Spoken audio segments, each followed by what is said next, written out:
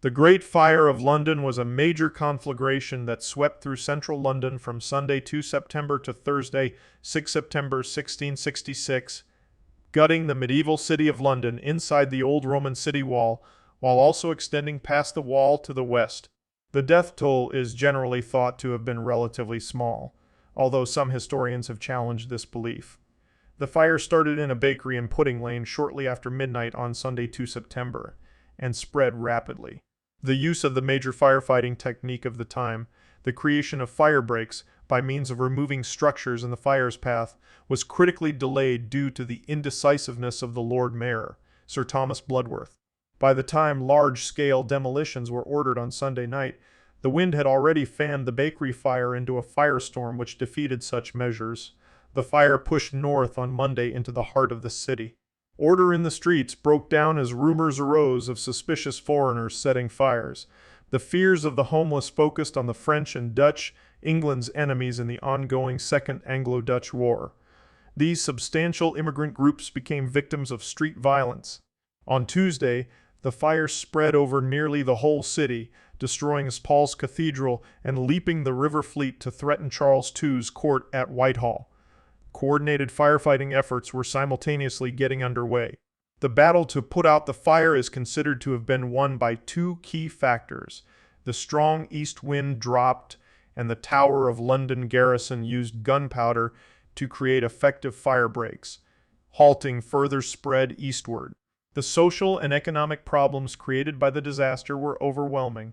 Flight from London and settlement elsewhere were strongly encouraged by Charles II, who feared a London rebellion amongst the dispossessed refugees. Various schemes for rebuilding the city were proposed, some of them very radical.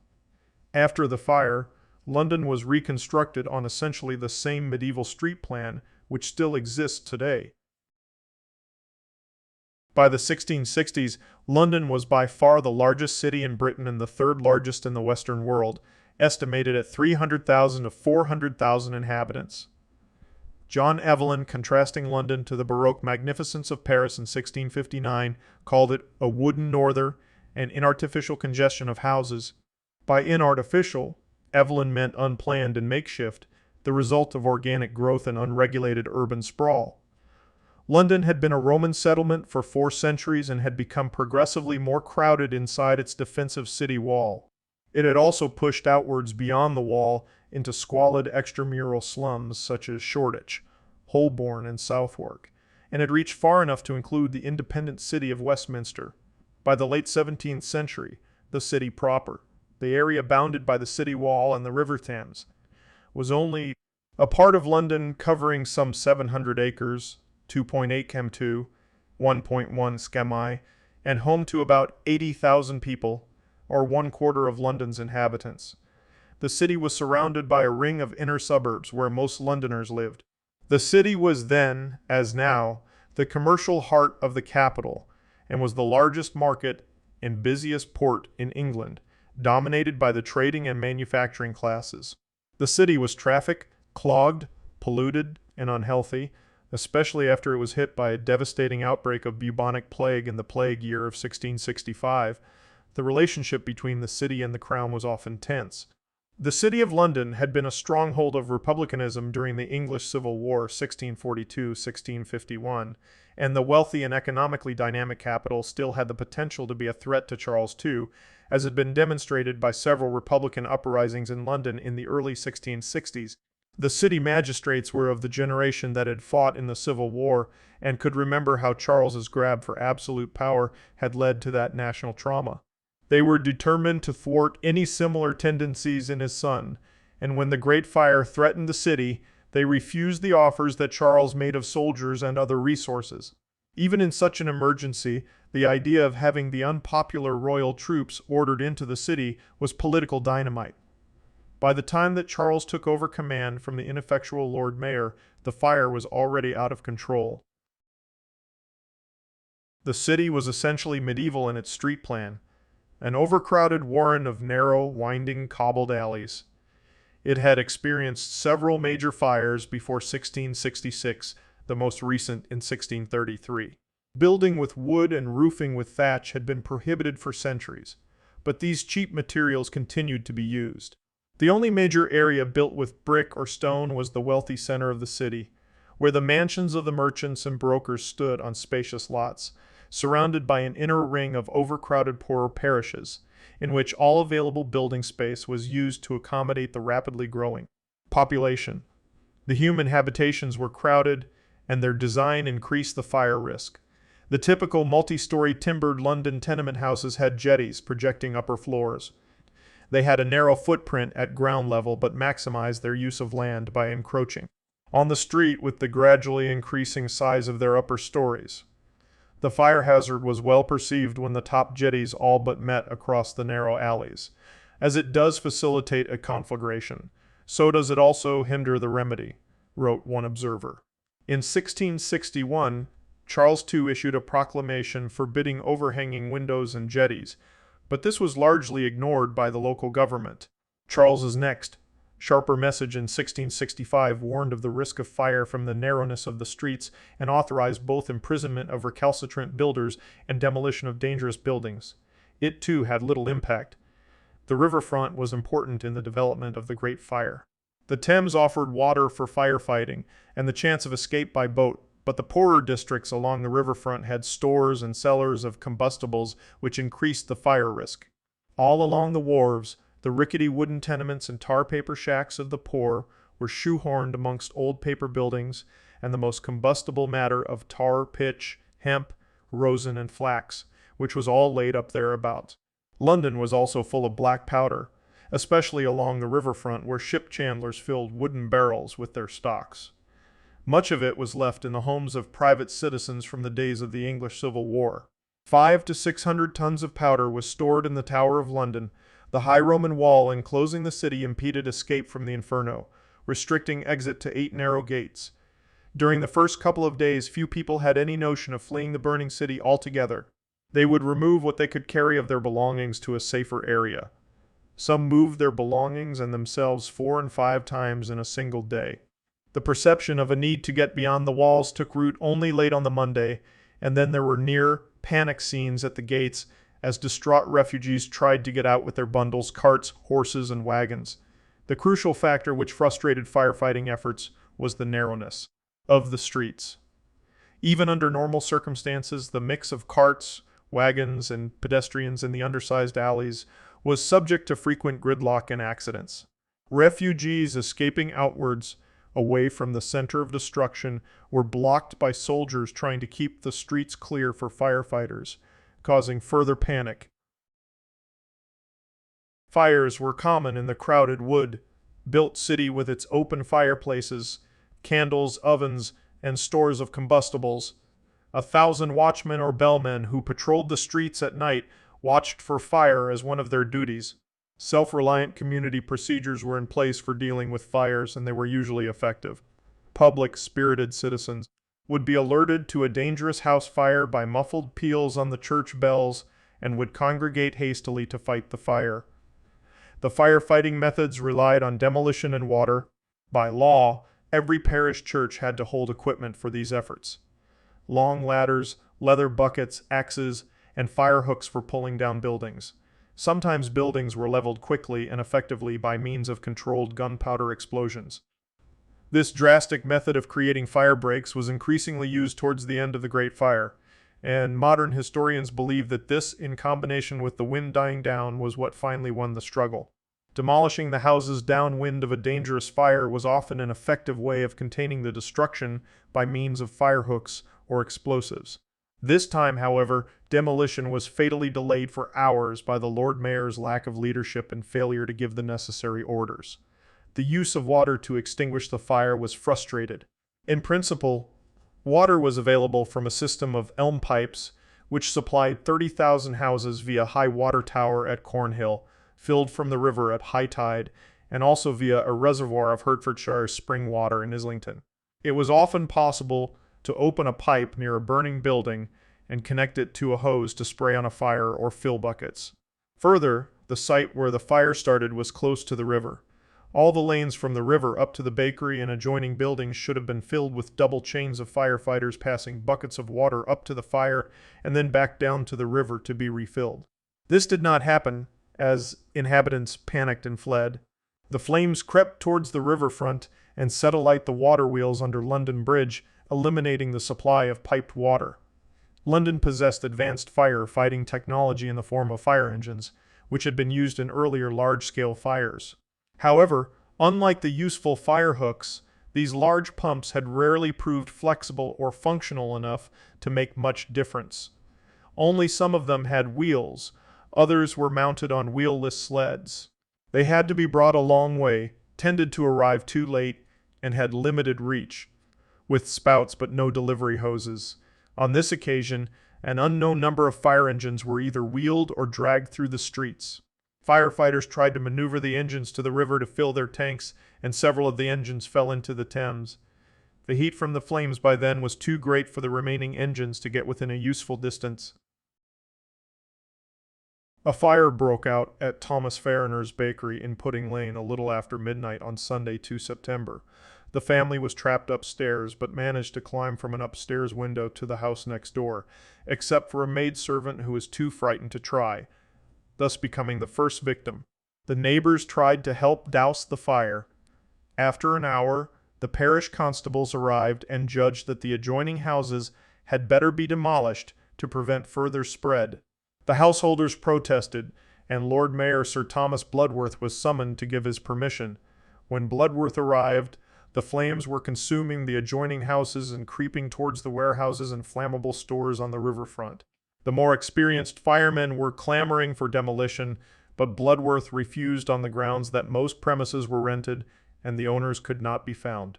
Bloodworth is generally thought to have been appointed to the office of Lord Mayor as a yes-man rather than by possessing requisite capabilities for the job.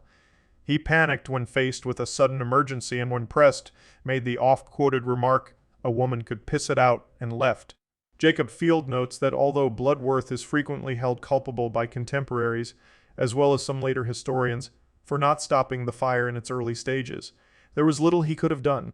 Given the state of firefighting expertise and the socio-political implications of anti-fire action at that time, Samuel Pepys ascended the Tower of London on Sunday morning to view the fire from the battlements.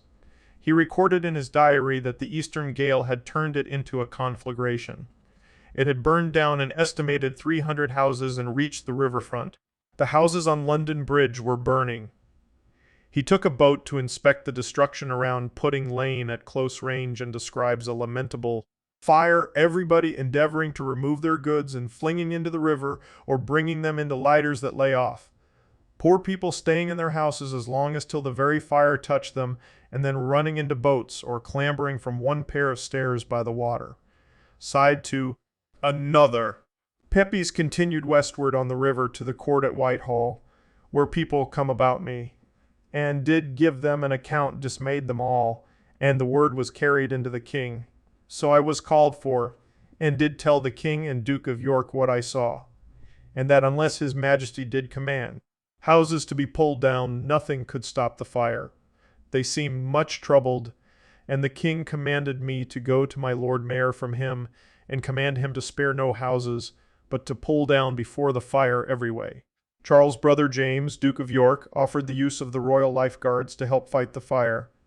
The fire spread quickly in the high wind, and by mid-morning on Sunday, people abandoned attempts at extinguishing it and fled.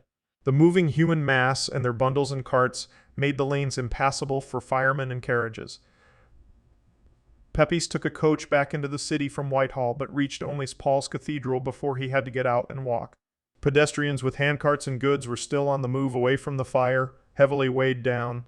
They deposited their valuables in parish churches away from the direct threat of fire. Pepys found Bloodworth trying to coordinate the fighting efforts and near to collapse, like a fainting woman crying out plaintively in response to the king's message that he was pulling down houses. But the fire overtakes us faster than we can do it.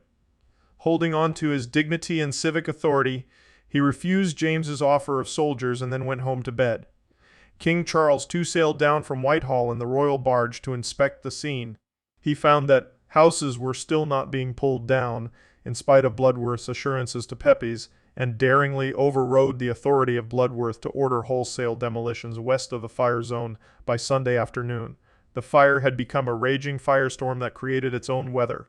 A tremendous uprush of hot air above the flames was driven by the chimney effect wherever constrictions narrowed the air current, such as the constricted space between jettied buildings, and this left a vacuum at ground level. The resulting strong inward winds fueled the flames. The fire pushed towards the city's center in a broad, bow-shaped arc. By Sunday evening, it was already the most damaging fire to strike London in living memory, having traveled 500 meters, 1,600 feet, west along the river. Throughout Monday, the fire spread to the west and north. The spread to the south was mostly halted by the river, but it had torched the houses on London Bridge and was threatening to cross the bridge and endanger the borough of Southwark on the south bank of the river. London Bridge, the only physical connection between the city and the south side of the River Thames, had been noted as a death trap in the fire of 1633. However, Southwark was preserved by an open space between buildings on the bridge which acted as a fire break. The fire spread to the north, reached the financial heart of the city. The houses of the bankers in Lombard Street began to burn on Monday afternoon, prompting a rush to rescue their stacks of gold coins before they melted. Several observers emphasized the despair and helplessness which seemed to seize Londoners on this second day, and the lack of efforts to save the wealthy, fashionable districts which were now menaced by the flames, such as the Royal Exchange, Combined Bourse and Shopping Centre, and the opulent consumer goods shops in Cheapside. The Royal Exchange caught fire in the late afternoon and was a smoking shell within a few hours. John Evelyn, courtier and diarist, wrote, "The conflagration was so universal, and the people so astonished, that from the beginning, I know not by what despondency or fate, they hardly stirred to quench it, so that there was nothing heard or seen but crying out and lamentation, running about like distracted creatures without at all attempting to save even their goods, such a strange consternation there was upon them." Evelyn lived in Deptford, 4 miles, 6 km, outside the city, and so he did not see the early stages of the disaster. He went by coach to Southwark on Monday, joining many other upper-class people, to see the view which Pepys had seen the day before of the burning city across the river. The conflagration was much larger now, the whole city in dreadful flames near the waterside. All the houses from the bridge, all Thames Street and upwards towards Cheapside, down to the Three Cranes, were now consumed. In the evening, Evelyn reported that the river was covered with barges and boats making their escape piled with goods. He observed a great exodus of carts and pedestrians through the bottleneck city gates, making for the open fields to the north and east, which for many miles were strewed with movables of all sorts, and tents erecting to shelter both people and what goods they could get away. Oh, the miserable and calamitous spectacle! Suspicion soon arose in the threatened city that the fire was no accident. The swirling winds carried sparks and burning flakes long distances to lodge on thatched roofs and in wooden gutters, causing seemingly unrelated house fires to break out far from their source and giving rise to rumors that fresh fires were being set on purpose. Foreigners were immediately suspected because of the ongoing Second Anglo-Dutch War. Fear and suspicion hardened into certainty on Monday, as reports circulated of imminent invasion and of foreign undercover agents seen casting fireballs into houses or caught with hand grenades or matches. There was a wave of street violence. The fears of terrorism received an extra boost from the disruption of communications and news. The General Letter Office in Threadneedle Street, through which post passed for the entire country, burned down early on Monday morning. The London Gazette just managed to put out its Monday issue before the printer's premises went up in flames. Suspicions rose to panic and collective paranoia on Monday, and both the train bands and the Coldstream Guards focused less on firefighting and more on rounding up foreigners and anyone else appearing suspicious, arresting them, rescuing them from mobs, or both. The inhabitants, especially upper class, were growing desperate to remove their belongings from the city. This provided a source of income for the able-bodied poor who hired out as porters, sometimes simply making off with the goods, being especially profitable for the owners of carts and boats. Hiring a cart had cost a couple of shillings the week before the fire. On Monday it rose to as much as 40, a fortune equivalent to roughly sown $133,000 in 2021. Seemingly every cart and boat owner in the area of London came to share in these opportunities, the carts jostling at the narrow gates with the panicked inhabitants trying to get out. The chaos at the gates was such that the magistrates briefly ordered the gates shut, in the hope of turning the inhabitants' attention from safeguarding their own possessions to fighting their own possessions to fighting the fire. That no hopes of saving anything's left, they might have more desperately endeavored the quenching of the fire. Monday marked the beginning of organized action, even as order broke down in the streets, especially at the gates, and the fire raged unchecked. Bloodworth was responsible as Lord Mayor for coordinating the firefighting, but he had apparently left the city. His name is not mentioned in any contemporaneous accounts of the Monday's events. In this state of emergency, the king put his brother James, Duke of York, in charge of operations. James set up command posts on the perimeter of the fire. 3 courtiers were put in charge of each post, with authority from Charles himself to order demolitions. James and his lifeguards rode up and down the streets all Monday, rescuing foreigners from the mob and attempting to keep order. The Duke of York hath won the hearts of the people with his continual and indefatigable pains day and night in helping to quench the fire, wrote a witness in a letter on 8 September. On Monday evening, hopes were dashed that the massive stone walls of Baynard's Castle, Blackfriars, would stay the course of the flames, the western counterpart of the Tower of London. This historic royal palace was completely consumed, burning all night. Tuesday, 4 September, was the day of greatest destruction. The Duke of York's command post at Temple Bar, where Strand meets Fleet Street, was supposed to stop the fire's westward advance towards the Palace of Whitehall. He hoped that the river fleet would form a natural fire break, making a stand with his firemen from the Fleet Bridge and down to the Thames. However, early on Tuesday morning, the flames jumped over the fleet and outflanked them, driven by the unabated easterly gale, forcing them to run for it. By mid-morning, the fire had breached the wide, affluent luxury shopping street of Cheapside. James's firefighters created a large firebreak to the north of the conflagration, although it was breached at multiple points. Through the day, the flames began to move eastward from the neighborhood of Pudding Lane, straight against the prevailing east wind, and towards the Tower of London with its gunpowder stores. The garrison at the Tower took matters into their own hands after waiting all day for requested help from James's official firemen, who were busy in the west.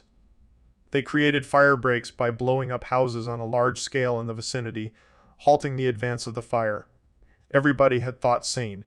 Paul's Cathedral, a safe refuge, with its thick stone walls and natural firebreak in the form of a wide empty surrounding plaza. It had been crammed full of rescued goods and its crypt filled with the tightly packed stocks of the printers and booksellers in adjoining Paternoster Row. However, the building was covered in wooden scaffolding, undergoing piecemeal restoration by Christopher Wren. The scaffolding caught fire on Tuesday night. Within half an hour, the lead roof was melting and the books and papers in the crypt were burning. The cathedral was quickly a ruin. The wind dropped on Tuesday evening, and the firebreaks created by the garrison finally began to take effect on Wednesday, 5 September. Pepys climbed the steeple of Barking Church, from which he viewed the destroyed city, the saddest sight of desolation that I ever saw. There were many separate fires still burning, but the great fire was over. It took some time until the last traces were put out. Coal was still burning in cellars 2 months later. In Moorfields, a large public park immediately north of the city, there was a great encampment of homeless refugees. Evelyn was horrified at the numbers of distressed people filling it, some under tents, others in makeshift shacks. Many were without a rag or any necessary utensils, bed, or board, reduced to extremest misery and poverty. Most refugees camped in any nearby available unburned area to see if they could salvage anything from their homes. The mood was now so volatile that Charles feared a full-scale London rebellion against the monarchy. Food production and distribution had been disrupted to the point of non-existence. Charles announced that supplies of bread would be brought into the city every day, and markets set up round the perimeter. Fears of foreign terrorists and of a French and Dutch invasion were as high as ever among the traumatized fire victims. There was panic on Wednesday night in the encampments at Parliament Hill, Moorfields, and Islington. A light in the sky over Fleet Street started a story that 50,000 French and Dutch immigrants had risen and were marching towards Moorfields to murder and pillage. Surging into the streets, the frightened mob fell on any foreigners whom they happened to encounter, and were pushed back into the fields by the trained bands, troops of lifeguards, and members of the court. The light turned out to be a flare-up east of Inner Temple, large sections of which burned despite an effort to halt the fire by blowing up Paper House. Only a few deaths from the fire are officially recorded, and deaths are traditionally believed to have been few. Porter gives the figure as 8 and Tinniswood as in single figures, although he adds that some deaths must have gone unrecorded and that, besides direct deaths from burning and smoke inhalation, refugees also perished in the impromptu camps. Field argues that the number may have been higher than the traditional figure of 6, but it is likely it did not run into the hundreds. He notes that the London Gazette did not record a single fatality, and that had there been a significant death toll, it would have been reflected in polemical accounts and petitions for charity. Hansen takes issue with the idea that there were only a few deaths, enumerating known deaths from hunger and exposure among survivors of the fire, huddled in shacks or living among the ruins that had once been their homes in the cold winter that followed. The dramatist James Shirley and his wife are believed to have died in this way. Hansen maintains that it stretches credulity to believe that the only papists or foreigners being beaten to death or lynched were the ones rescued by the Duke of York, that official figures say very little about the fate of the undocumented poor, and that the heat at the heart of the firestorms was far greater than an ordinary house fire, and was enough to consume bodies fully or leave only a few skeletal fragments, producing a death toll not of 8, but of several hundred and quite possibly several thousand. The material destruction has been computed at 13,213,500 houses, 86 or 80 cent. Parish churches, 44 company halls, the Royal Exchange, the Custom House, Paul's Cathedral, the Bridewell Palace and other city prisons, the General Letter Office, and the 3 western city gates, Ludgate, Newgate, and Aldersgate. The monetary value of the loss was estimated at around £9–10 million, equivalent to £7.79 billion in 2021. François Colsoni says that the lost books alone were valued at £150,000. Evelyn believed that he saw as many as 200,000 people of all ranks and stations dispersed and lying along their heaps of what they could save in the fields towards Islington and Highgate. The fire destroyed approximately 15% of the city's housing. The Court of Aldermen sought to quickly begin clearing debris and re-establish food supplies. By the Saturday after the fire, the markets were operating well enough to supply the people at Moorfields. Charles II encouraged the homeless to move away from London and settle elsewhere, immediately issuing a proclamation that all cities and towns whatsoever shall, without any contradiction, receive the said distressed persons and permit them the free exercise of their manual trades. Royal proclamations were issued to forbid people to disquiet themselves with rumors of tumults and to institute a national charitable collection to support fire victims. The official account of the fire in the London Gazette concluded that the fire was an accident. It stressed the role of God in starting the flames and of the king in helping to stem them. Despite this, residents were inclined to put the blame for the fire on foreigners, particularly Catholics, the French, and the Dutch. Trained bands were put on guard and foreigners arrested in locations throughout England. An example of the urge to identify scapegoats for the fire is the acceptance of the confession of a simple-minded French watchmaker named Robert Hubert, who claimed that he was a member of a gang that had started the Great Fire in Westminster. He later changed his story to say that he had started the fire at the bakery in Pudding Lane. Hubert was convicted, despite some misgivings about his fitness to plead, and hanged at Tyburn on 29 October 1666. After his death, it became apparent that he had been on board a ship in the North Sea and had not arrived in London until 2 days after the fire started. A committee was established to investigate the cause of the Great Fire, chaired by Sir Robert Brooke. It received many submissions alleging a conspiracy of foreigners and Catholics to destroy London. The committee's report was presented to Parliament on 22 January 1667. Versions of the report that appeared in print concluded that Hubert was one of a number of Catholic plotters responsible for starting the fire. Abroad in the Netherlands, the Great Fire of London was seen as a divine retribution for Holmes's bonfire, the burning by the English of a Dutch town. During the Second Anglo-Dutch War, in Italy, a pamphlet circulated comparing London to Lucifer in its proud arrogance and its spectacular fall. In Spain, the fire was seen as a parable of Protestant wickedness. On 5 October, Marc Antonio Giustinian, Venetian ambassador in France, reported to the Doge of Venice and the Senate that Louis X announced that he would not have any rejoicings about it being such a deplorable accident involving injury to so many unhappy people. Louis had made an offer to his aunt, the British Queen Henrietta Maria, to send food and whatever goods might be of aid in alleviating the plight of Londoners. Yet he made no secret that he regarded the fire of London as a stroke of good fortune for him, as it reduced the risk of French ships crossing the English Channel being taken or sunk by the English fleet. Louis tried to take advantage, but an attempt by a Franco-Dutch fleet to combine with a larger Dutch fleet ended in failure on 17 September at the Battle of Dungeness, when they encountered a larger English fleet led by Thomas Allen. A special fire court was set up from February 1667 to December 1668, and again from 1670 to February 1676.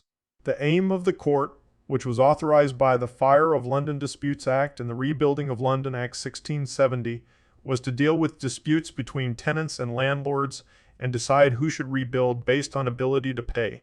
Cases were heard and a verdict usually given within a day. Without the fire court, lengthy legal proceedings would have seriously delayed the rebuilding, which was so necessary if London was to recover. Radical rebuilding schemes poured in for the gutted city and were encouraged by Charles. Apart from Wren and Evelyn, it is known that Robert Hooke, Valentine Knight, and Richard Newcourt proposed rebuilding plans. All were based on a grid system, which became prevalent in the American urban landscape. If it had been rebuilt under some of these plans, London would have rivaled Paris in Baroque magnificence. According to archaeologist John Schofield, Wren's plan would have probably encouraged the crystallization of the social classes into separate areas, similar to Haussmann's renovation of Paris in the mid-1800s. Wren's plan was particularly challenging to implement because of the need to redefine property titles. The Crown and the city authorities attempted to negotiate compensation for the large-scale remodeling that these plans entailed, but that unrealistic idea had to be abandoned. Exhortations to bring workmen and measure the plots on which the houses had stood were mostly ignored by people worried about day-to-day survival, as well as by those who had left the capital. For one thing, with the shortage of labor following the fire, it was impossible to secure workmen for the purpose. Instead, much of the old street plan was recreated in the new city. According to Michael Hebert, this process accelerated the development of scientific survey and cartographic techniques, including the development of iconographical city maps. The reconstruction saw improvements in hygiene and fire safety, wider streets, open and accessible wharves along the length of the Thames, with no houses obstructing access to the river, and most importantly, buildings constructed of brick and stone, not wood. The Rebuilding of London Act 1666 banned wood from the exterior of buildings, regulated the cost of building materials and the wages of workers, and set out a rebuilding period of 3 years, after which the land could be sold. A duty was imposed on coal to support civic rebuilding costs. Most private rebuilding was complete by 1671. New public buildings were created on their predecessors' sites. Perhaps the most famous is Tall's Cathedral and its smaller cousins. Christopher Wren's 51 new churches. English economist Nicholas Barbon illegally reshaped London with his own rebuilding schemes, which developed the Strand, St. Giles, Bloomsbury, and Holborn. These were completed despite strict restrictions which stated it was illegal to build between the City of London and Westminster. In addition to the physical changes to London, the Great Fire had a significant demographic, social, political, economic, and cultural impact. The fire caused the largest dislocation of London's residential structure in its history until the Blitz. Areas to the west of London received the highest number of new residents, but there was a general increase in the population density of the suburbs surrounding London. Approximately 9,000 new houses were built in the area, in which over 13,000 had been destroyed, and by 1670, 4,000 of these remained unoccupied. Tenants who did remain in London saw a significant decrease in the costs of their lease, The fire seriously disrupted commercial activity as premises and stock were destroyed, and victims faced heavy debts and rebuilding costs.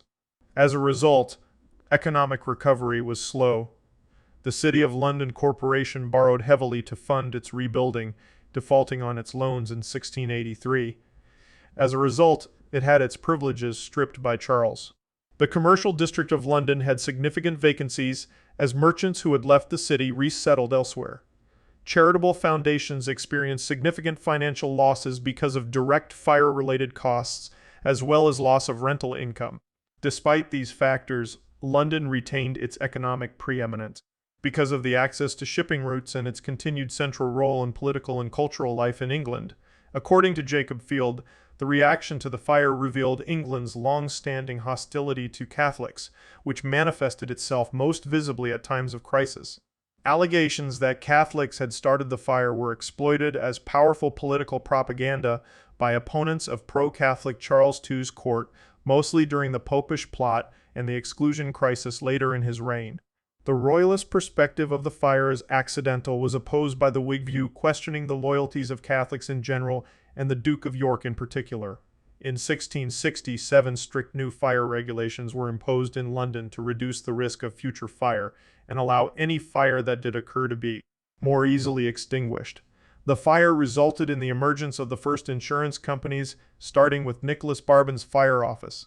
These companies hired private firemen and offered incentives for clients who took measures to prevent fires. For example, a cheaper rate for brick versus wooden buildings.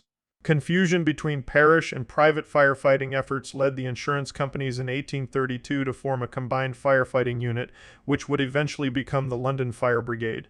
The fire led to a focus in building codes on restricting the spread of fire between units. The Great Plague epidemic of 1665 is believed to have killed a sixth of London's inhabitants, or 80,000 people, and it is sometimes suggested that the fire saved lives in the long run by burning down so much. Unsanitary housing with their rats and their fleas, which transmitted the plague, as plague epidemics, did not recur in London after the fire. During the Bombay plague epidemic 2 centuries later, this belief led to the burning of tenements as an anti-plague measure.